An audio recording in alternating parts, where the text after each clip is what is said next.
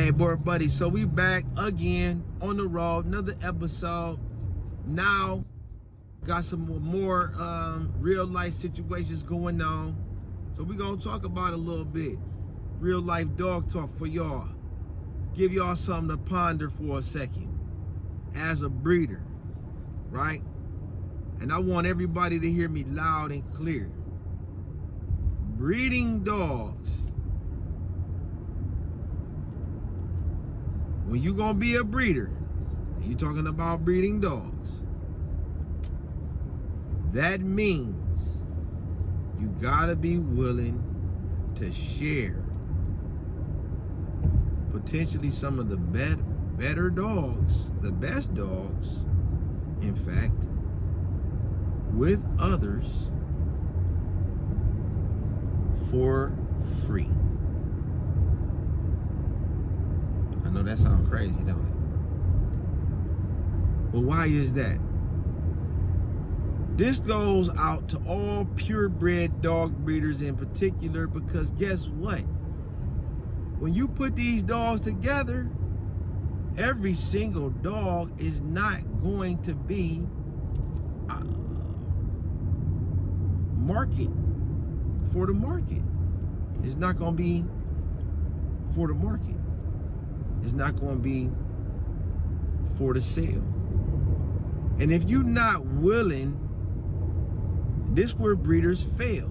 If you're not willing to give dogs away for free, cut your loss at no cost, at very little cost, then what happens is these dogs get bigger, and then guess what? They eat more, right? They eat more, they poop more, they cost you more effort, more energy, more time, more everything. They consume resources at an alarming rate.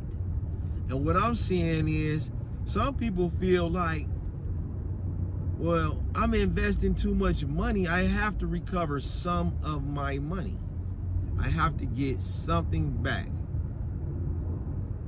And it's short-sighted, because what happens is you're not, that's money that's gone. You're never going to get money that's gone back, right? Just think about it like that. Once it's gone, it's gone. You got to get new money. That's old money. The old money is gone. So with that being said, instead of continuing to spend money, to spend time that you're never going to get back, to spend energy, right, on a dog that is not for the market, that is not suitable for the market. And when I say not suitable for the market, you know what I'm saying. Stop playing. That means that the dog is not the very best, is not of the highest substantial quality. And I will tell you this, why I say that. Because the quality, if you're not able to show and prove the quality of your dog at any given time, you're able to demonstrate why this dog has value, then it's hard for me to believe that there is any value there. Because you are the one that is responsible for producing the dog. You are the one that had the mom. You paired the mom and the dad, right? And if you aren't able to explain that levels of value, why it's valuable, right? If you ain't able to explain all that, then how do you expect me to believe that it truly exists?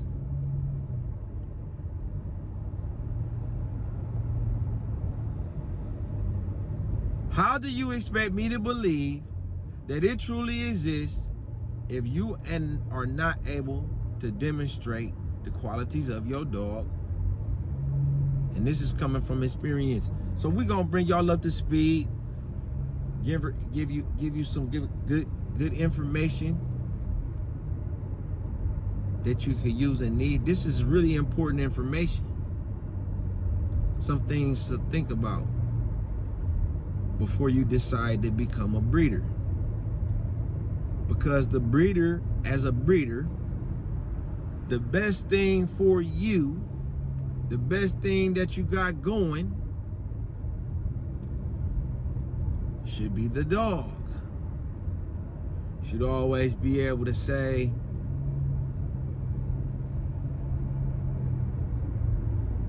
well, my dogs look good regardless, whether I sold the puppy or not. You know, especially when you first start out, stop thinking you're going to get into this dog breeding and immediately turn a profit. That's only a very few people that is not by chance, often that is not by chance, that is deliberate, that is something that they have purposely and deliberately made happen. And it takes some thought. It takes some planning. So yeah, I want to make sure that people is really understanding when you're thinking about breeding.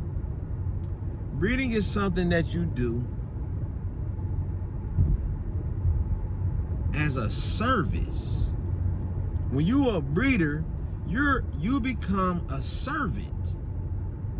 You become a servant to the dog. You become a servant to the puppy. You become in the service industry, so you got to provide services. You're going to take care of the dog, maybe wash them up, clean them up, feed them. You become a dog chef, right?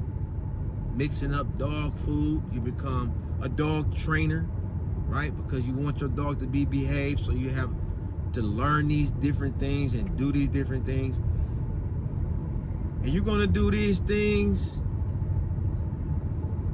and be excellent and achieve greatness, or you're not gonna do these things and you're gonna come up short, because it's people that's out there that's doing everything that they could possibly do with their dogs because they love their dogs, and they're gonna outperform the person or few that's looking for revenue, that's trying to turn $1 or $2.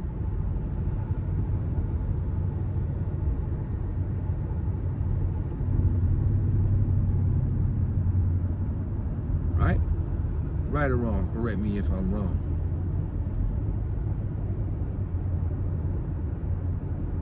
But that's really what's happening. That's what's going on, though. A lot of people getting into this thinking, yeah,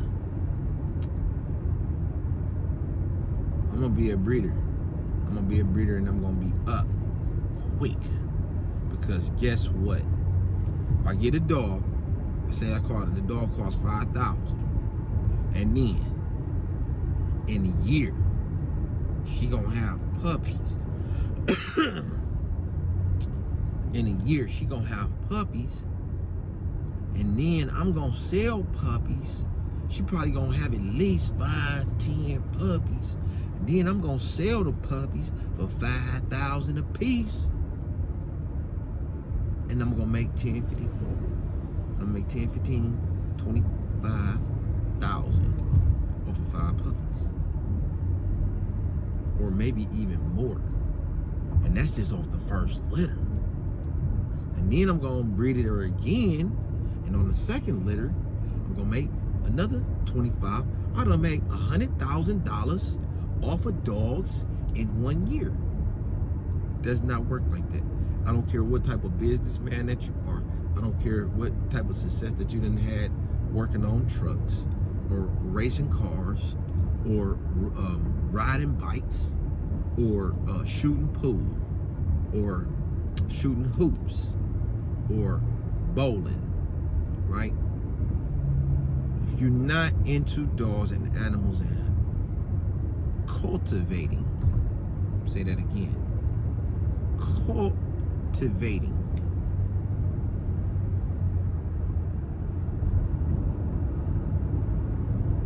that means to make it grow and to water it every day and to make sure to provide the nutrients that it needs to survive, to provide everything that is needed to survive. We're talking about sunlight, well, whatever it is, you can cultivate a child, or you can cultivate a flock. You can cultivate birds, cultivate plants. Turn this air off. Yeah, so you can cultivate a bird, you can cultivate plants, cultivate dogs. But it means to caretake, to take care of. If you're not willing to commit, I feel like you gotta be willing to give your life to. That's how I feel. To be the best and have success, to become a master, that means a very high level of commitment, a level of sacrifice has been given. When I say sacrifice, I'm talking about, time, discipline, energy, effort, all of those things that, go into, it's got to be like a ritual, your life. And now that's whatever you do, because I know people that have achieved, I've seen this is a universal principle that it works in everything, not just dogs, but bringing it back on home. I mean, I done seen it work in a lot of different arenas, but bringing it back on home, don't get into this and without your heart being detached, right? And when I say it's got to be a love of labor, that means that you're willing to do the best thing, put the dog's best interest first. And that means putting the dog into a home, right? Because you can't keep and provide resources for 11, 12, 8, 9, 4, 5, 6, whatever amount of dogs that you have time for, and be fair to the dog.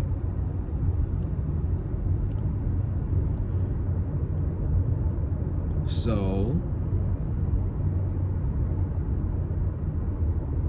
you gotta be willing to share, give, put dogs in the home, best home, put dog in a better situation. And because of that,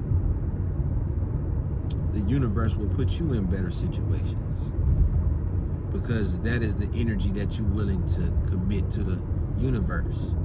Like, no matter what, I'm going to try to help.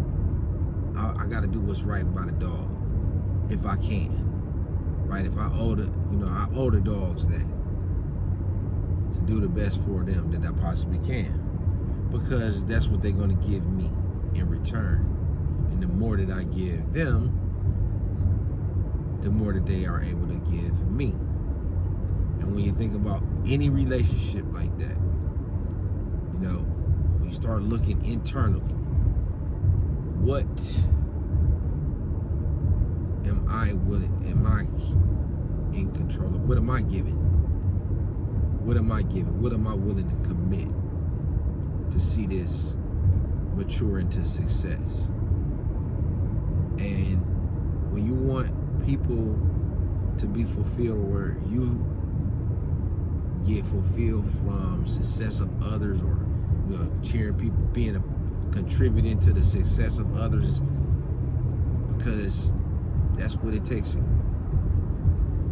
order for us to really get there. So that means building relationships, having partnerships, getting to know people that you can trust. And when you do that, it doesn't always be equal monetary exchange. It doesn't always equal money. You're not going to always get paid for acts of kindness. But one thing that you will get is karma. What goes around comes around. Firm believer in that. So, and be fair to yourself, right? Act like you talking to yourself, or you're the dog. What do you want to do for the dog, right?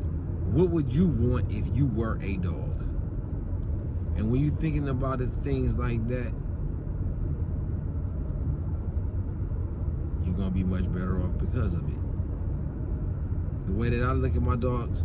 See, I'm gonna tell you one of the reasons that we're gonna say that for another episode.